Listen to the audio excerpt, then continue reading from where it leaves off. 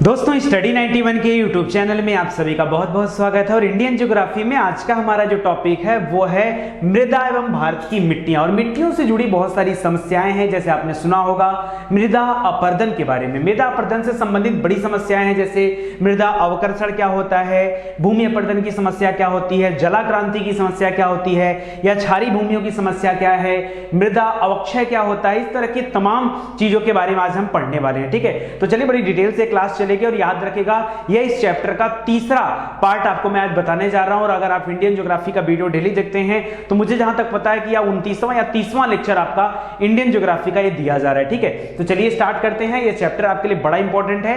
एक बात और याद रखिएगा, स्टडी 91 का एप्लीकेशन आ चुका है, जहां जाकर के आप और भी बेहतरीन तरीके से हर एक सब्जेक्ट की तैयारी कर सकते हैं, हर एक एग्जाम की तैयारी कर सकते हैं, क्योंकि वहां पर बहुत सारे mock test, previous year paper, बहुत सारी चीजें दी गई हैं। ठीक है, तो जल्दी से आप प्ले स्टोर से जाकर के स्टडी 91 का ऐप डाउनलोड कर लीजिए और उसके थ्रू आप पढ़ाई करेंगे तो और भी बेहतर आपकी तैयारी हो पाएगी। चलिए आगे बढ़ते हैं, तो अपना टॉपिक शुरू करते हैं दोस्तों। और अपने टॉपिक में सबसे पहले मैं बात लेके चलता हूं मृदा अवकर्षण के बारे में। ये मृदा अवकर्षण होता क्या है? बहुत सारे बच्चे ऐसे होंगे जो इसके बारे में नहीं सुने होंगे, बट जानते सब लोग हैं।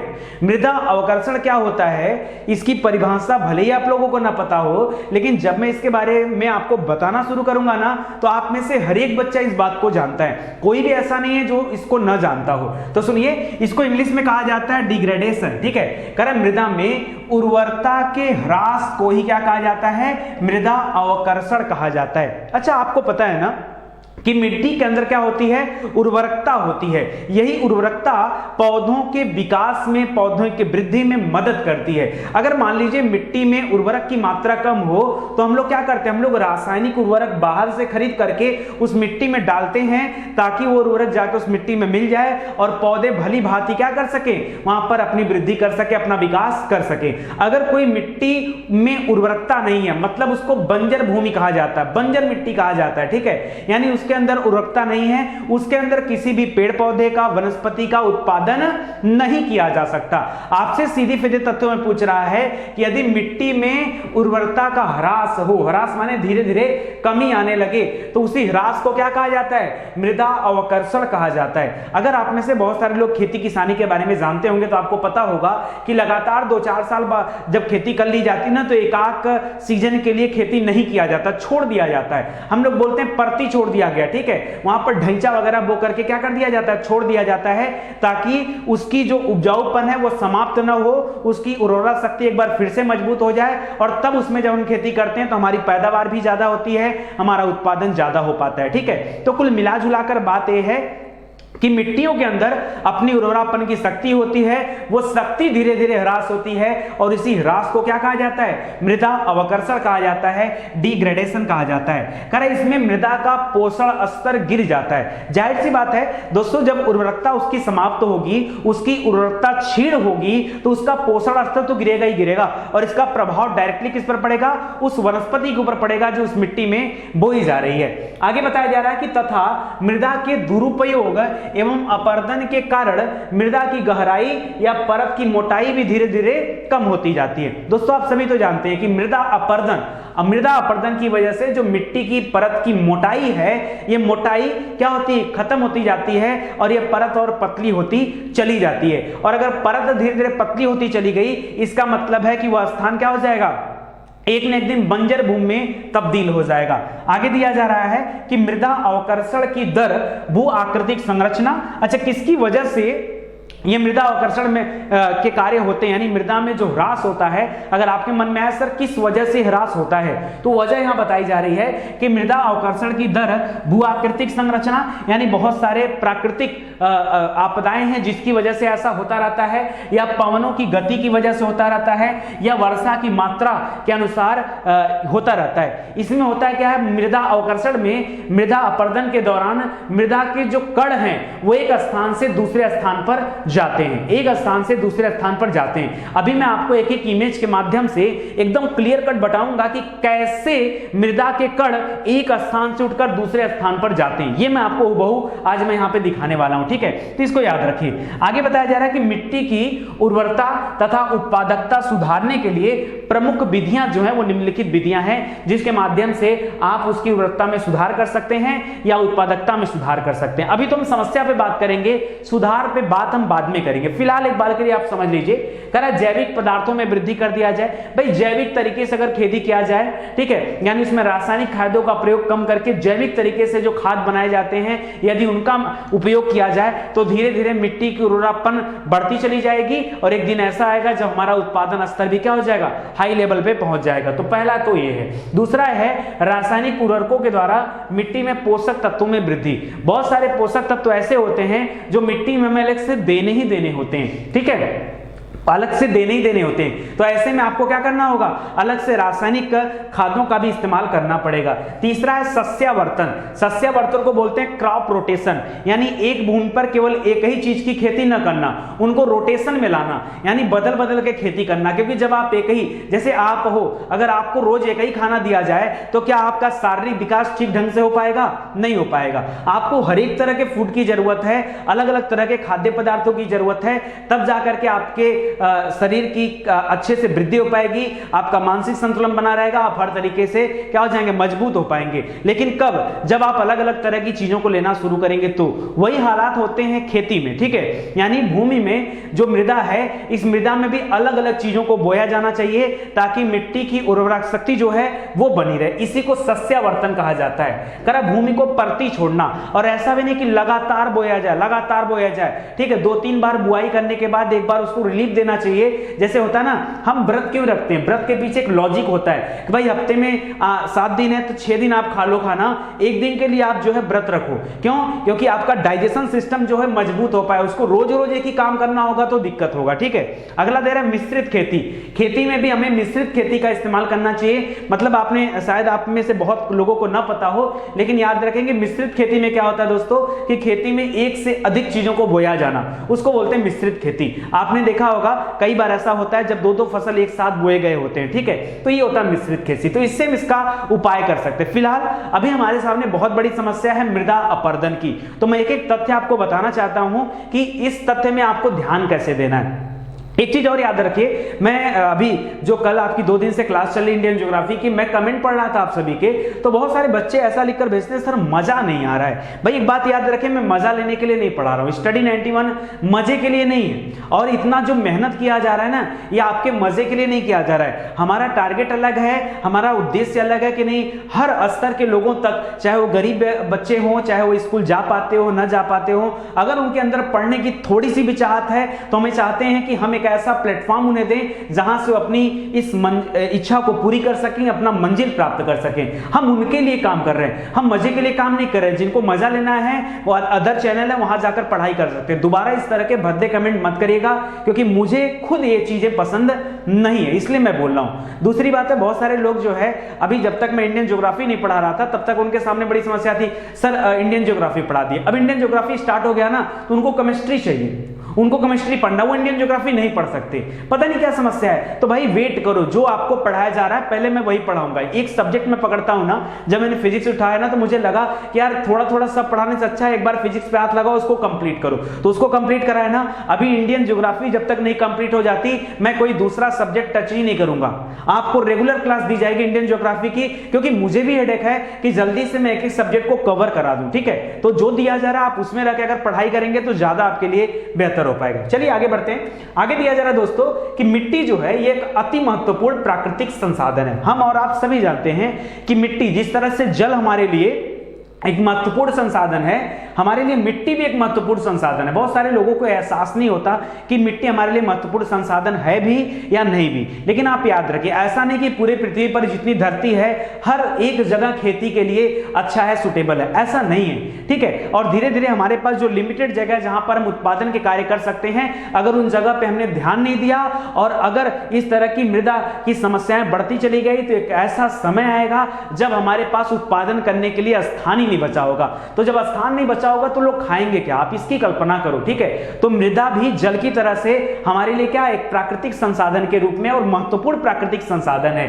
भारत जैसे कृषि प्रधान देश के लिए तो इसका महत्व और भी ज्यादा बढ़ जाता है। सही बात है, भारत में आधी से अधिक जनसंख्या जो है वो किसी न किसी तरीके से कृषि कार्यों से जुड़ी हुई है। तो ऐसे में भारत एक कृषि प्रधान देश बिल्कुल माना जा सकता है। और अगर इतनी बड़ी जनसंख्या कृषि कार्य में लगी हुई है तो हमें मृदा को हल्के में नहीं लेना चाहिए, उसकी समस्याओं को हल्के में नहीं लेना चाहिए, एक एक समस्याओं के बारे में जानना चाहिए और उसके उपाय के बारे में भी सोचना चाहिए। आगे दिया जा रहा है, अब आपके मन में होगा कि सर किस तरह की समस्याएं आती हैं, भाई मृदा को लेकर के इतनी समस्या कभी हमने देखा नहीं। तो आज आप जान लीजिए, एक एक समस्या के बारे में आपको बताता हूं। देखिए, पहली समस्या है भूमि अपर्दन की समस्या। ये अपर्दन जो वर्ड है ना, ये अपने आप में बहुत सारी चीजों को समेटे हुए। हो सकता है यह अपर्दन जल की वजह से हो रहा हो तो उसे जल अपर्दन कहा जाता है या जलीय अपर्दन कहा जाता है। हो सकता है यह अपर्दन वायु की वजह से हो रहा हो तो इसे वायवीय अपर्दन कहा जाता है। हो सकता है यह हिमानी की वजह से हो रहा हो तो इसे हिमानी अपर्दन कहा जा सकता है। हो सकता है किसी मानवीय हस्तक्षेप के कारण हो रहा हो तो उसे मानवीय अपर्दन कहा जाता है। तो मैं आपको यह कहना चाह रहा हूं आपसे कि अलग अलग जगहों पर अलग अलग नाम दिया जाता है, क्योंकि अपर्दन अपने आप में एक बहुत बड़ा शब्द समेटे हुए है, इसका अर्थ बहुत बड़ा है। तो याद रखिएगा, पहला है भूमि अपर्दन की समस्या, जिसको हम बोलते हैं सॉइल इरोजन। तो अभी हम डिटेल से सॉइल इरोजन के बारे में आपको बताने वाले हैं ताकि एक एक पॉइंट आपका क्लियर हो जाए। दूसरा है जलाक्रांति की समस्या। ये जलाक्रांति क्या होता है, इसको हम जल भराव के नाम से जानते हैं। तो अभी इसके बारे में आपको बताया जाएगा, भाई जलाक्रांति की समस्या क्या होता है। क्रांति माने क्या होता है, भाई उबाल आ जाना, क्रांति आ जाना। जला क्रांति यानी जल की क्रांति आ जाना, यानी पूरे के पूरे खेत जब पानी में डूब जाएं तो क्या होगा। तो जला क्रांति की समस्या से कैसे निपटा जा सकता है, वो समस्या क्या है, आज तो बेसिकली हम समस्या पे ही बात करने वाले हैं, इसके उपाय पर आज बात नहीं करेंगे। उपाय के लिए एक अगला वीडियो, आज मैं सोच रहा था इस चैप्टर को द एंड कर दिया जाए, बट मुझे लगा कि आपको इत्मीनान से पढ़ाया जाना चाहिए, जल्दीबाजी में नहीं, जल्दीबाजी में नहीं। एक तो मैं खुद भी वैसे स्पीड में थोड़ा सा लेके चलता हूं क्योंकि समय बड़ा कम होता है और इतने समय में इस टॉपिक को अच्छे से आपको क्लियर कराना होता है, ठीक है। तो इस वजह से थोड़ा सा मैं तेज लेकर चलता हूं, लेकिन आप साथ बरकरार रखिए, ठीक है। तो जला क्रांति की समस्या क्या होती है, ये भी आपको बताया जाएगा, जिसको वाटर लॉगिंग बोलते हैं। तीसरा है क्षारीय भूमि की समस्या, इसको एल्कलाइन बोलते हैं, क्षारीय भूमि। तो ये समस्या क्या है, कल भी हम क्षारीय भूमि की समस्या पर डिस्कस किए थे, तो मुझे लगता है आपको इसके बारे में फिलहाल पता होगा। कल हम लोगों ने बंजर भूमि की समस्या पर भी डिस्कस किया था कि किस तरह से मरुस्थलीकरण बढ़ रहा है धीरे धीरे। भाई आपको लगता है ना कि एक मरुस्थल मान लीजिए यहाँ पे है, तो शायद आपको ना पता हो कि ये मरुस्थल का आकार बढ़ता भी है, ठीक है। बहुत सारे लोगों को पता ही नहीं है कि मरुस्थल धीरे धीरे समय के साथ बड़ा भी होता जाता है। ऐसा नहीं कि मरुस्थल कल इतना बड़ा था तो आज भी इतना बड़ा होगा। अगर ये बढ़ता जाएगा तो आप समझो कि इसकी वजह से कितनी समस्याएं हो सकती हैं। अगर एक दिन ऐसा हुआ है, मरुस्थल जो थार का है, जो अभी राजस्थान तक है, राजस्थान तक एक जमाने में सीमित था, आज ये मरुस्थलीकरण का प्रभाव आपको मध्य प्रदेश के बहुत सारे क्षेत्रों में मिल जाएगा, कल को ये उत्तर प्रदेश तक भी आ सकता है, ठीक है। तो ऐसे में गुजरात तक जा सकता है। तो ऐसे में हमारे सामने एक विकट समस्या है कि नहीं है, बिल्कुल है। तो याद रखेगा, ये मरुस्थलीकरण की समस्या, बंजर भूमि की समस्या, ठीक है। यहाँ मरुस्थली भूमि अलग है, बंजर भूमि अलग। बंजर भूमि तो आप सभी के गांव के आसपास होता होगा, अक्सर करके हमें इस तरह के बंजर भूमि गांव में देखने के लिए मिल जाती है, जिसे हम ऊसर नाम देते हैं, ठीक है। तो ये सामान्य सी चीजें हैं, ठीक है, तीनों। चौथा है मृदा अवक्षय। अभी मैं मृदा अवक्षय के बारे में आपको बताऊंगा, जिसको सॉइल डिप्लेशन बोलते हैं। इस डिप्लेशन में जो सॉइल होता है, जो मिट्टी की परत होती है, अपना साथ छोड़ करके किसी अन्य स्थान पर चली जाती है, तो परत तो पतली हो जाएगी ना। तो ये सॉइल डिप्लेशन क्या होता है, इसके बारे में बताऊंगा। और जो आखिरी वाला दे रहा है कि नगरों, उद्योग धंधों और यातायात के साधनों के विकास करने के लिए जो हम भूमि का अधिग्रहण करते हैं, भाई पता चला कि सिटी का डेवलपमेंट होना है, तो सिटी बढ़ रही है, लोग शहरों की तरफ आ रहे हैं, लोग नगरों की तरफ आ रहे हैं, तो धीरे धीरे नगर बढ़ रहा है ना। पहले मान लो इतना बड़ा नगर था, अब इतना बड़ा हो गया, तो आसपास के जो पेड़ पौधे होंगे उनको तो काट दिया गया होगा। आप देख लो, अगर कहीं पे सरकार 4 लेन 6 लेन रोड बना रही है, तो अगल बगल रोड के किनारे जो पेड़ पौधे होते हैं, कितने लाखों की संख्या में पेड़ पौधों को काट दिया जाता है। तो ये भी तो कहीं ना कहीं मृदा अपर्दन का कारण बनेंगे, क्योंकि आपको पता होगा कि पेड़ों की जो जड़ होते हैं ना, वो जड़ मिट्टी को ऐसे रोक के रखते हैं। ऐसे पकड़ के रखते हैं, ठीक है। और अगर ये पेड़ ही नहीं रहेंगे तो इस मिट्टी को जकड़ने का काम कौन करेगा, और अगर मिट्टी को जकड़ा नहीं जाएगा तो मृदा अपरदन तो होना ही होना है। तो डायरेक्टली नहीं, इनडायरेक्टली एक बहुत बड़ा रोल ये अटेंड करता है यहां पर। तो चलिए एक एक चीज के बारे में हम लोग डिस्कस करना शुरू करते हैं। दोस्तों सबसे पहले मैं आपको बताऊंगा कि भूमि अपरदन की समस्याएं क्या क्या है, उन समस्या पर मैं आपसे बात करना चाहता हूं। भूमि अपरदन का तात्पर्य क्या होता है, जो लोग नहीं जानते, काफी बार मैंने इस शब्द का इस्तेमाल किया, मृदा अपरदन, भूमि अपरदन, भू अपरदन, सब एक ही नाम है, मिट्टी का अपरदन एक ही नाम है, कुछ अलग नहीं है, ठीक है।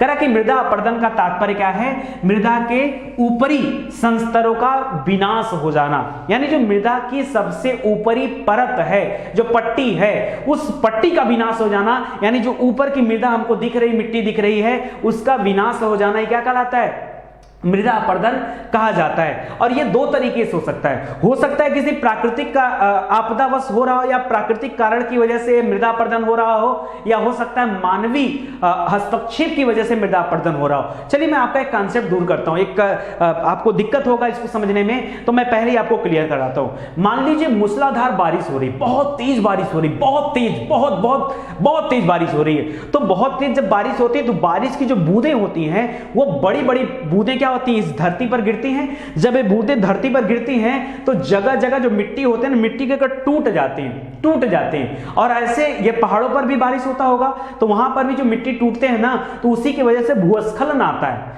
भूस्खलन मतलब है ना, मिट्टी कमजोर होकर के टूट करके वो अपने स्थान से अलग हो गई। तो भाई मृदा अपरदन हुआ कि नहीं। तो एक तरफ मृदा अपरदन अगर किसी प्राकृतिक कारणवश हो रहा है तो याद रखिए हमारे प्रकृति ने नियम बना रखा है कि मृदा अपरदन यदि उसकी वजह से होता है तो मृदा की निर्माण भी उसी स्तर में होता है, यानी ये संतुलन बना रहता है, ये संतुलन बना रहता है। लेकिन जो मानवीय हस्तक्षेप की वजह से, जैसे 4 लेन 6 लेन रोड बन गया, या शहरों का विकास हो रहा है, या कोई नया उद्योग लगना है, तो उसके लिए जो ये पेड़ पौधे काटे जाते हैं और उसकी वजह से जो ये मृदा अपरदन होता है, भाई उसकी भरपाई कौन करेगा, उसकी भरपाई तो प्रकृति तो करेगी नहीं। तो ये कहीं ना कहीं एक इम्बैलेंसिंग आता है हमारे सामने और एक बड़ा दिक्कत देता है। आगे जरा ध्यान दीजिए, प्राकृतिक रूप से होने वाले मृदा अपरदन और मृदा निर्माण की प्रक्रिया में एक विशेष प्रकार का संतुलन पाया जाता है, किंतु मानवीय हस्तक्षेप के द्वारा जो मृदा अपरदन होता है उससे मिट्टी को बहुत ही ज्यादा नुकसान पहुंचता है। मृदा अपरदन के लिए जो उत्तरदायी कारक हैं वो कारक निम्नलिखित हैं। चलिए एक एक करके हम लोग कारक के बारे में डिस्कस करना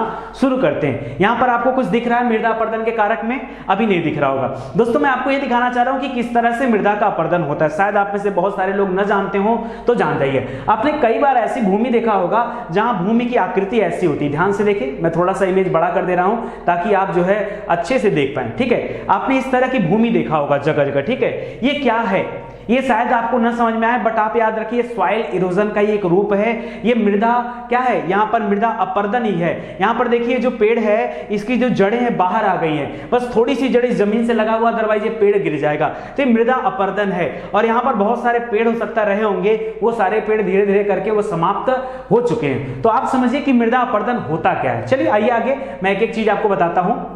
अब मृदा अपरदन में जो सबसे पहला कारण आपको मैं बताने जा रहा हूं, ये लेके बताने जा रहा हूं जलीय अपरदन को। भाई ये जलीय अपरदन क्या होता है, देखिए जलीय अपरदन है, अवनालिका अपरदन है, वायु अपरदन है, हिमानी अपरदन है, इस तरह के बहुत सारे अपरदन हैं। उन सभी के बारे में आज हम डिस्कस करेंगे। कोई छोटा मोटा टॉपिक नहीं है, अपने आप में बहुत बड़ा टॉपिक है। तो आप मेरे साथ लग करके सुनते जाइए और समझते जाइए। तो जलीय अपरदन क्या होता है दोस्तों, इसके नाम से आपको फील नहीं हो रहा है कि कैसा अपरदन जो जल की वजह से होता हो उसे जलीय अपरदन, ठीक है। जो वायु की वजह से होता है उसे वायु अपरदन कहा जाता है। जो हिमानी की वजह से होता है उसे हिमानी अपरदन कहा जाता है। जो मानव की वजह से होता है उसे मानवीय अपरदन कहा जाता है। ये कॉमन बात है, ये कॉमन बात है। वही बात यहाँ पे लिखा है, लिख रहा है जल द्वारा मिट्टी की घुलनशील पदार्थों को एक स्थान से दूसरे स्थान पर ले जाना ही क्या कहलाता है, जलीय अपरदन कहलाता है। मान लो तेजी से बारिश हुआ तो बारिश का पानी एक स्थान से दूसरे स्थान पर जाएगा। तो ये जो बारिश का पानी जाएगा, क्या ये अपने साथ मिट्टी के कणों को लेकर नहीं जाएगा? आप बताओ, क्या ये अपने साथ मिट्टी के कणों को लेकर नहीं जाएगा? अरे आप बारिश में जब पानी आ जाता है तो आप उसमें अगर नाव बना देते हो तो नाव क्या एक जगह खड़ी रहती है, वो भी पानी के साथ आगे बढ़ती है ना। तो अगर नाव पानी के साथ आगे बढ़ती है तो पानी के साथ जो मिट्टी के कण हैं वो भी आगे जाएंगे कि नहीं जाएंगे?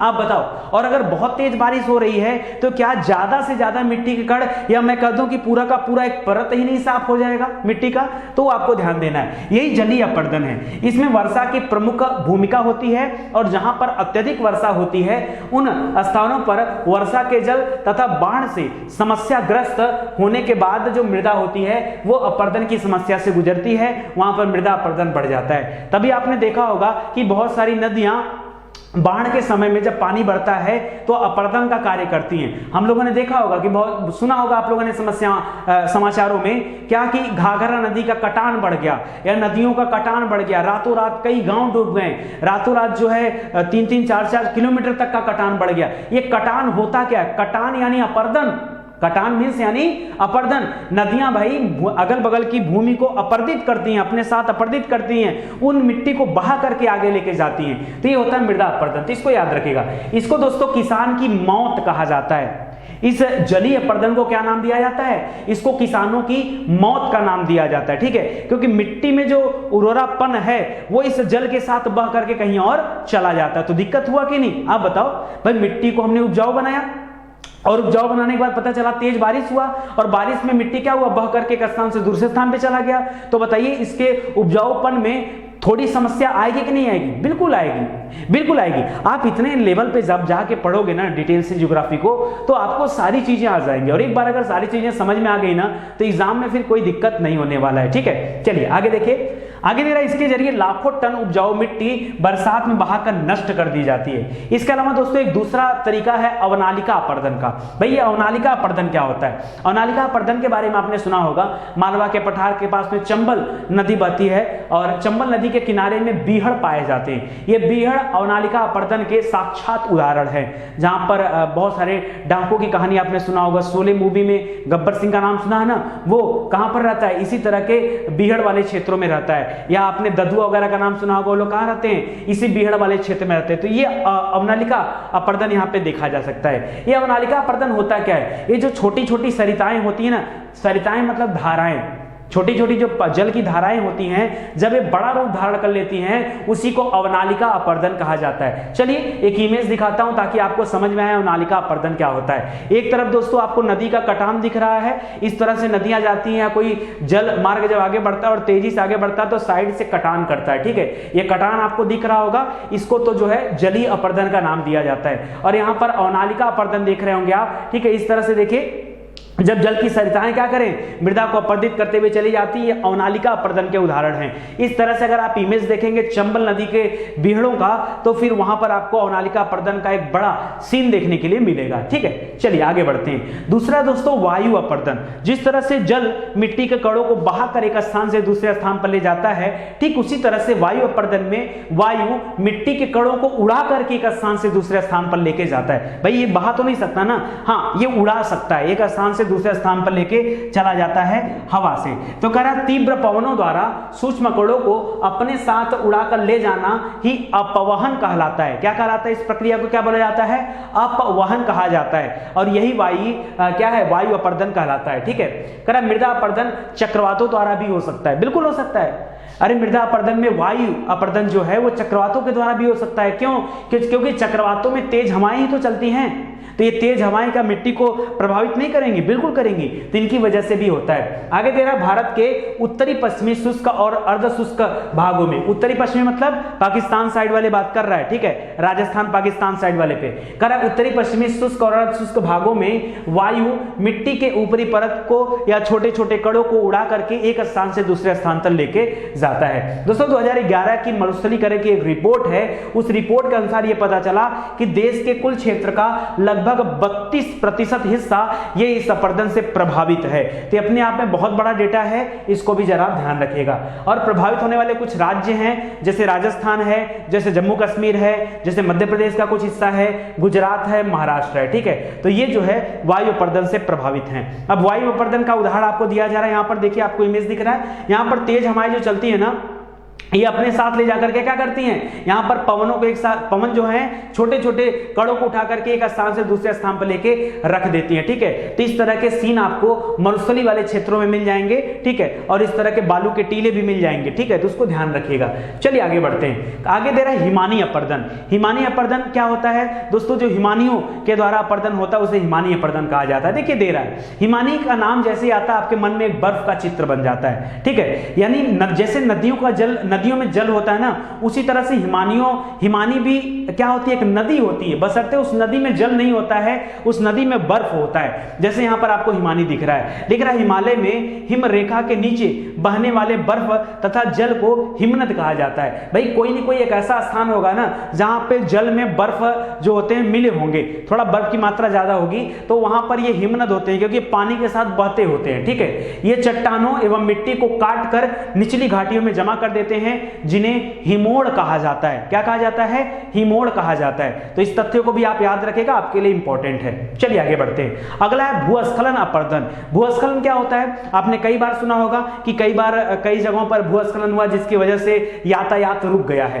तो भूस्खलन होता क्या है, मान लीजिए हो सकता है तेज बारिश आई हो सकता है मूसलाधार बारिश हुई हो सकता है भूकंप वगैरह आया हो, तो जिसकी वजह से बहुत सारा चट्टान टूट करके वो डैमेज कर देता है हमारे यातायात के मार्ग को, तो यही भूस्खलन होता है। ठीक है, ये भूस्खलन अक्सर पहाड़ी क्षेत्रों में देखने के लिए मिलते हैं, जनरली मैदानी क्षेत्रों में इस तरह के भूस्खलन नहीं देखे जाते हैं, तो इसको ध्यान दीजिएगा। लिख रहा है भूस्खलन अपर्दन पहाड़ी सतह या पर्वतीय ढाल के नीचे धंसने के कारण होता है। ये जो नीचे धंस जाता है, नीचे की तरफ आ जाता है, कारण क्या होता है, या तो भूकंप कारण हो सकता है या तो तेज वर्षा की वजह से भी ऐसा होता है। ठीक है, सामान्यतः भूस्खलन ढालों पर कटाई, खुदाई या कमजोर भूगर्भ के जो ढाल होते हैं उसकी वजह से ऐसा होता है, तो इसको आप ध्यान दीजिएगा। ठीक है, आगे बढ़ते हैं दोस्तों। झूम खेती, आपने पूर्वोत्तर भारत में झूम खेती का नाम सुना होगा।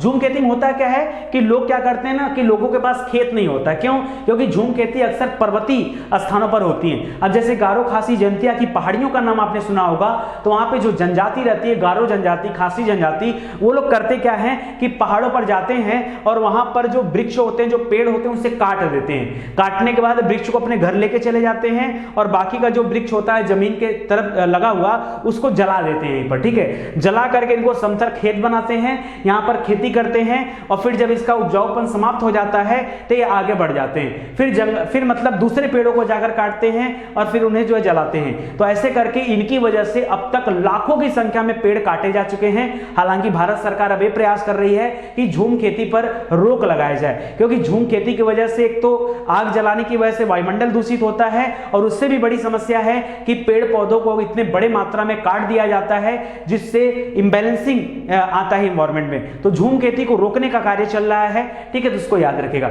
लिख रहा है झूम कृषि के दौरान जब एक स्थान से दूसरे स्थान पर कृषि करने के लिए वृक्ष कटाव किया जाता है तो वनों के कटाव से अपर्दन की दर में वृद्धि हो जाती है। मैंने पहले ये कहा आपसे कि जो पौधे होते हैं ना उनके जड़ मिट्टियों को जकड़ के रखते हैं। जब आपने पौधों को काट दिया तो मिट्टियों को जकड़ेगा कौन, और ये मिट्टियां क्या हो जाएंगी, अलग अलग हो जाएंगी। तो ये मृदा अपर्दन का एक कारण बन जाता है। ठीक है, तो इसको ध्यान दीजिए। अगला दोस्तों निर्वनीकरण। क्या है, निर्वनीकरण। इसका मतलब क्या होता है दोस्तों, वनों को काटना या जहां भी पेड़ पौधे हैं उनको काटना। अच्छा, ऐसा होता क्यों है, अगर मान लीजिए कोई नया उद्योग लगना है, कोई फैक्ट्री लगनी है या फिर कोई पार्क बनना है या फिर कहीं पर रोड बनना है या फिर किसी शहर का विकास हो रहा है, तो ऐसे में लाखों की संख्या में पेड़ पौधे काटे जाते हैं और इसी को बोला जाता है निर्वनीकरण करना। क्या बोला जाता है, अब जैसे बीच में वन था, ये चारों तरफ पेड़ पौधे, बीच में सारे वृक्षों को काट दिया गया। ठीक है, ये निर्वनीकरण है। लिख रहा है वन पानी के बहाव तथा वायु की गति को कम करता है। भाई देखिए, पानी क्या करता है, ये भी मृदा अपर्दन करता है, का कार्य करता है, और वायु जो भी मृदा अपर्दन का काम करता है। और ये जो वन है ना, ये वन पानी के बहाव को कम करके मिट्टी को सुरक्षा देता है, प्लस वायु को रोक करके भी मिट्टी को सुरक्षा देता है। यानी दोनों तरह के अपर्दन को कम करने का काम ये वन करता है। लेकिन हमने क्या किया, हमने वन को ही साफ कर दिया। तो एक तो वनों के साफ करने से जो नुकसान हो ही है, प्लस जो जल की वजह से जो समस्या आ रही थी अब वो रुक नहीं पाएगा, वायु की वजह से जो समस्या आ रही थी वो भी नहीं रुक पाएगा। तो हमने क्या किया, इसमें और 4 चांद लगा दिया, इस समस्या को और ज्यादा बड़ा कर दिया। इसको आप ध्यान दीजिएगा। लिख रहा है कि वृक्षों की जड़ें मिट्टी को जकड़ कर रखती हैं, किंतु वृक्षों के अविवेकपूर्ण दोहन और कटाई के कारण जो है तीव्रता बढ़ी है, मृदा अपर्दन की तीव्रता बढ़ी है। तो इसको आप ध्यान दीजिएगा। चलिए और आगे बढ़ते हैं दोस्तों। अब अगला पॉइंट हमारा है जलाक्रांत मृदा। ये जलाक्रांत क्या होता है? इसको वाटर लॉगिंग बोलते हैं। वाटर लॉगिंग क्या होता है दोस्तों? आप सभी को होता है कि पौधों को पानी की बड़ी जरूरत पड़ती है। जहां पौधों को पानी नहीं मिलता वहां पर पौधे की जड़ें अधिक अंदर तक चली जाती, पानी को ढूंढते ढूंढते। यही वजह है कि मरुस्थलीय क्षेत्रों में जो पेड़ पौधे पाए जाते हैं उनके जड़ अपेक्षाकृत अधिक अंदर तक गए होते हैं। उसका वजह होता है कि पानी जो है भूतल से दूर होता है और जड़ें पानी की तलाश में ज्यादा अंदर तक चली जाती है। यानी पेड़ पौधों को पानी की जरूरत होती है। लेकिन मान लीजिए कभी ऐसा हुआ कि पेड़ पौधों को की जो जड़ है ये पूरी तरह से पानी में डूबी हो या पेड़ पौधे ही पानी में डूबे हो, तो क्या आप ये कह सकते हैं कि जरूरत से ज्यादा जल इनको मिल गया है? अगर आवश्यकता से अधिक जल इनको मिल जाएगा तो ऐसे में भी इनकी वृद्धि रुक जाएगी। यानी अगर जल नहीं मिलेगा वृद्धि तब भी रुकेगी, और जल यदि आवश्यकता से अधिक मिलेगा वृद्धि तभी रुकेगी। आपके साथ भी ऐसा होता है, आपको खाना नहीं मिलेगा तो भी आप क्या हो जाओगे? मृत हो जाओगे, और खाना जरूरत से ज्यादा खा लिए तो भी आप मर सकते हैं। ठीक है, तो दोनों कंडीशन है, वही हाल यहां पे भी है। ठीक है, तो ये चीजें बताया जा रहा है कि जिस प्रकार जल की कमी के कारण फसलों और पादपों की वृद्धि रुक जाती है, ठीक उसी प्रकार से जल की अधिकता के कारण भी पादपों और फसलों की वृद्धि रुक जाती है। ऐसी स्थिति में आवश्यकता से अधिक जल भूमि को दलदली बना देता है, और इस प्रकार की मृदा को जलाक्रांत मृदा कहा जाता है। क्या कहा जाता है? जलाक्रांत या जलाक्रांतिक मृदा का नाम दिया जाता है। जलाक्रांत मृदा में ऑक्सीजन के अभाव के कारण, कैसे ऑक्सीजन का अभाव हुआ? क्योंकि अगर मिट्टियों में जल नहीं है ज्यादा मात्रा में तो उसमें छिद्र होते हैं, उस छिद्र में नाइट्रोजन स्थिरीकरण होता है, ऑक्सीजन होता है, कई सारे गैस आते जाते रहते हैं, तो जो इनको जरूरत की चीजें होती है वो ये लेते रहते हैं। तो वही बता रहा है कि ऑक्सीजन के अभाव के कारण बीज का जमाव नहीं हो पाता, तथा जड़ों के समीप कार्बन डाइऑक्साइड की सांद्रता बढ़ जाने की वजह से जड़ों की वृद्धि रुक जाती है और पौधे क्या हो जाते हैं? मृत हो जाते हैं, यानी मर जाते हैं पौधे। तो इसको याद रखेगा। यहाँ पीछे आपको एक खेत नजर आ रहा होगा जो पूरी तरह से पानी से लबालब भरा हुआ है। ऐसे में क्या यहाँ पर कोई खेती की जा सकती? नहीं की जा सकती है। ठीक है, तो इसको आप याद रखिएगा। चलिए आगे बढ़ते हैं दोस्तों।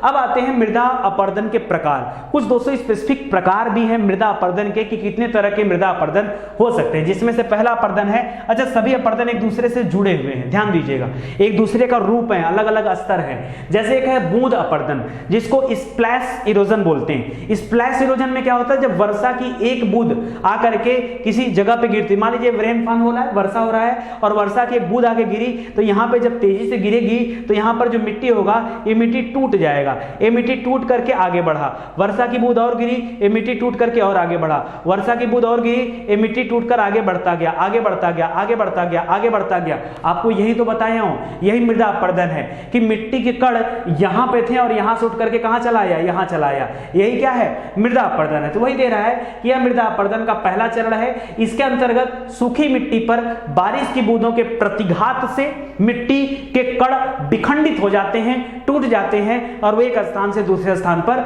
चले जाते हैं। यह मृदा अपर्दन का एक प्रकार है। चलिए दूसरा प्रकार देखते हैं। दूसरा प्रकार है दोस्तों परत अपर्दन। अगर यही मूसलाधार बारिश के रूप में बारिश तब्दील हो जाए और तेजी से लगातार कई घंटों तक वर्षा होती रहे तो बहुत सारे कण यहां से टूट टूट कर अलग होते जाएंगे और जिनकी वजह से क्या होगा? पूरा का पूरा एक परत ही यहां से अलग हो सकता है। आप देख रहे हैं कि पूरा का पूरा एक परत यहां पर अलग हो गया। इसी को बोलते हैं सीट इरोजन। क्या बोलते हैं? परत अपर्दन या सीट इरोजन का नाम दिया जाता है। लिख रहा अपर्दन के दूसरे चरण में बूंदों के निरंतर प्रतिघात से लगातार ये बूंदें पड़ती रहे, कई घंटों तक बरसात होती रहे, तो इसकी वजह से पतली पतली परतें जो होती है मृदा से अलग हो जाती है, उनका कटाव हो जाता है और सामान्यतः यह स्थिति मूसलाधार वर्षा के दौरान ही होता है, यानी जब तेजी से वर्षा होगी तभी ऐसा होता है। चलिए तीसरा पॉइंट देखते हैं, वो है रील अपर्दन। रील अपर्दन को रील इरोजन बोलते हैं। अब रील इरोजन क्या होता है ये समझिए। लिख रहा है दोस्तों अपर्दन के तीसरे चरण में तेज गति से बहता हुआ जल, भाई पूरा इतना तेजी से पानी बह रहा था, जब एक परत को लेकर आगे बढ़ा तो ज्यादा पानी है ना, ये पानी बहता हुआ आगे जाएगा, जब मैदानी क्षेत्रों में आएगा तो वहां भी अपना प्रभाव डालेगा। वहां क्या करेगा? इस तरह के आपने देखा होगा जब बहुत तेज बारिश होती है तो आपके खेतों में कुछ इस तरह की आकृतियां बन जाती हैं। ठीक है, ये पानी के जाने के मार्ग होते हैं। क्या होते हैं? ये जब तेज बहाव से पानी आते हैं ना तो पानी के जाने के मार्ग होते हैं और कहीं ना कहीं ये भी मृदा अपर्दन का ही रूप माना जाता है। ठीक है, आपको दिख रहा होगा आपके खेतों में इस तरह की चीजें दिखाई देती हैं। ठीक है, तो वही यहां बता रहा है कि तेज गति से बहता हुआ जल छोटी और कम गहरी नालियां बनाकर क्या करती हैं, बहने लगती हैं। आमतौर पर कृषि भूमि और अतिचारित भूमियों पर इस तरह की आकृतियां देखने को मिलती हैं। कभी भी बरसात होगा, आप खेतों में जाना, आपको इस तरह की आकृतियां वहां पर देखने को मिल जाएंगी और मुझे पता है कि आप सभी देखे भी होंगे इस तरह की आकृतियां। चलिए आगे बढ़ते हैं। अगला है मृदा अपरदन के प्रकार में आखिरी है धारा अपरदन, धारा चैनल अपरदन, इसको स्ट्रीम चैनल इरोजन बोलते हैं। ये क्या होता है, लिख रहा है यहां पर जल एक मोटी धारा के रूप में प्रवाहित होने लगता है। जब उसकी मात्रा और ज्यादा हो जाती है, प्रवाहित होने लगता है, बाढ़ जैसी कंडीशन बन जाती है और चैनल को तब तक अपरदित करता रहता है जब तक कि उसको ढाल नहीं मिल जाता। मतलब क्या करता है वो, पूरा का पूरा एक, जब तक उसको चलने के लिए ढाल न मिल जाए तब तक वो मिट्टी को काटता रहता है और एक बड़ा अपरदन करके हमारे सामने रख देता है। तो इसको आप जरा ध्यान दीजिएगा। चलिए कुछ और चीजें देखिए। अवनालिका अपरदन से प्रभावित क्षेत्रों के बारे में आपसे परीक्षा में पूछा जाता है, तो ऐसे 4 क्षेत्र भारत में हैं जिन्हें आपको ध्यान में रखना है। पहला दोस्तों पंजाब के शिवालिक हिमालय है, उसका जो दक्षिणी ढाल मतलब जो हम लोगों की तरफ है, जो दक्षिण दिशा की तरफ है, उस ढाल की बात कर रहा हूं, शिवालिक हिमालय की। ठीक है, शिवालिक हिमालय में पंजाब के पास में इस तरह के अवनालिका अपरदन देखे जा सकते हैं। हमें जो ज्यादा पता होता है वो चंबल पता है। ठीक है, कि चंबल और उसकी जो सहायक नदी है उसके मध्यवर्ती और निचले मार्ग में, खास करके चंबल यमुना मार्ग में इस तरह के बीहड़ देखने को मिलते हैं। ठीक है, जिसको आप ध्यान दीजिएगा। अगला है छोटा नागपुर का नाम सुना होगा। छोटा नागपुर प्रदेश और राजमहल की पहाड़ियों के कुछ भाग में भी अवनालिका अपरदन के स्वरूप देखने को मिलते हैं। और अगला है गुजरात के खंबात की खाड़ी के पूर्व में तथा उत्तर पूर्व में भी कुछ इस तरह की आकृतियां देखने को मिलती हैं। तो मुझे लगता है आज के लिए बस इतना ही काफी आपके लिए। और याद रखिएगा, अगर अभी तक आपने हमारा एप्लीकेशन नहीं डाउनलोड किया है तो एप्लीकेशन डाउनलोड कर लीजिए। आपके मन में यह भी विचार आ सकता है कि सर एप्लीकेशन डाउनलोड करने के लिए आप इतना प्रेस क्यों कर रहे हो, रीजन क्या है? रीजन है दोस्तों कि यूट्यूब पे हम लोग वीडियो अपलोड करते हैं, अभी तक 2500 से अधिक वीडियो अपलोड किए जा चुके हैं, बट आपको किस तरह से पढ़ना है, कौन सा सब्जेक्ट पढ़ना है, कैसे पढ़ना है, वो आपको बड़ा कंफ्यूजन होता है क्योंकि आप वहां जाके ढूंढ नहीं पाते हैं। एप्लीकेशन में क्या है कि सब कुछ सिस्टमैटिक वे में दिया गया है, सब कुछ अच्छे तरीके से दिया गया है। एक एक विषय आप बेहतरीन तरीके से पढ़ सकते हो, टेस्ट दे सकते हो, मॉक टेस्ट दे सकते हो, प्रीवियस ईयर पेपर सॉल्व कर सकते हो। उसमें धीरे धीरे हम लोग चीजों को अपडेट भी कर रहे हैं। ठीक है, बहुत सारे लोगों के मोबाइल पर हो सकता है परेशानी आ रही हो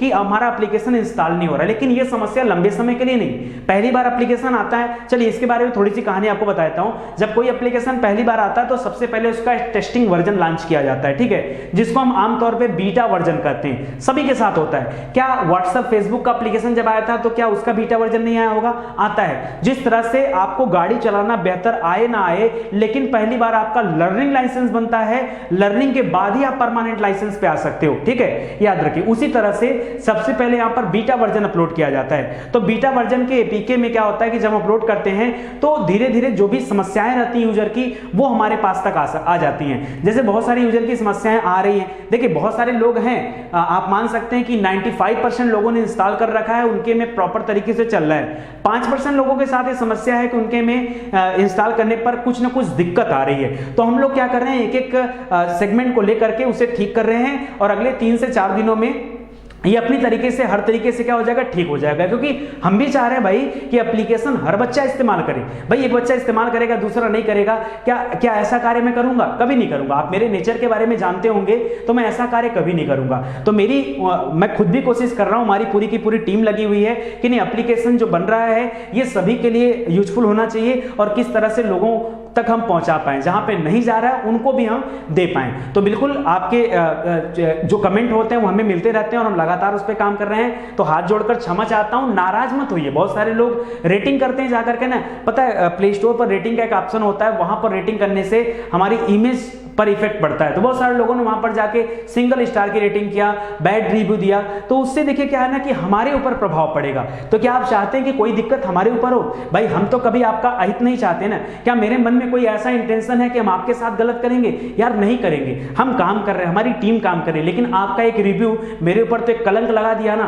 तो प्लीज अगर आप में से कोई बच्चा ऐसा है जो वहां पर सिंगल स्टार की रेटिंग किया हुआ है, तो अपने रेटिंग में सुधार करे और हम भी अपनी तरफ से सुधार कर रहे हैं, आपको ये जल्दी अपडेट दे दिया जाएगा। ठीक है, तो आप लोग जाके इंस्टॉल कर लीजिए, सभी के साथ समस्या नहीं होने वाली है। जिनके साथ होता है घबराने वाली बात भी नहीं है, आप लोगों ने पेशेंस से इतने समय से इंतजार किया और आज ये चीजें सामने आ गई हैं, तो आगे 2-4-5 दिनों में ये समस्या भी ठीक हो जाएगी। हम अपने तरफ से पूरा एफर्ट लगा रहे हैं और दुनिया में कोई भी ऐसी चीज नहीं आ रही कि जो हम लोग न कर सके। जब इतने बड़े चैनल को आप सहयोग करके इतनी ऊंचाइयों तक पहुंचा सकते हैं, अपना लाड प्यार दे करके, क्या मैं इस समस्या को खत्म नहीं कर सकता? खत्म होगा, हर तरह की समस्याएं खत्म होगी, बशर्ते आप साथ दीजिए। ठीक है, चलिए आप सभी का धन्यवाद, मिलते हैं अगले लेक्चर में, तब तक के लिए जय हिंद, जय भारत, हंसते रहें, मुस्कुराते रहें।